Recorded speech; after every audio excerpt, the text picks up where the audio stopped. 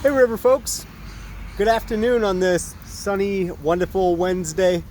I'm sitting out here in the backyard at the church looking on this super dead lawn that we have here and got to laughing and thinking of all of you. We have a wonderful irrigation system that was installed when this piece of the church was built. It's hooked right up to the city water and it has a controller, and so this lawn should grow lush and green all summer long. And somebody had mentioned that it was dead, and so I came out here to see that sure enough it's gone. And as I started troubleshooting to find out what was going on, because so much care was put into installing this system, I realized that the water never got turned back on after last winter.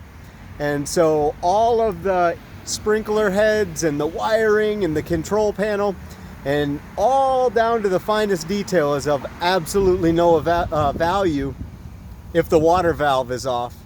And it made me think about us in our spiritual lives, and oftentimes we can find ourselves in dry and dead seeming seasons, and we can't really seem to figure out what it is, why we're not bearing fruit, why it is that we're not feeling the nearness of the Lord and of other people. And sometimes it's just the simplest thing of re-engaging the water valve. And so that could be in any number of ways in the spiritual metaphor. It could be setting aside set time for prayer. It could be studying the Bible in a new fashion. It could be worshiping. But I want to leave you this. It could also be in serving others in love. I read a wonderful short thing on theology that said the direction of the flow of man to God is always God towards mankind, always. It never goes the other way.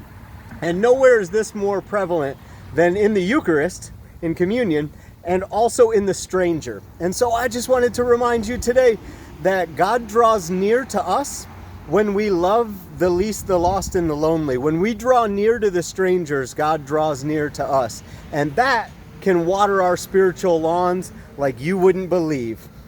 I'll see you back soon.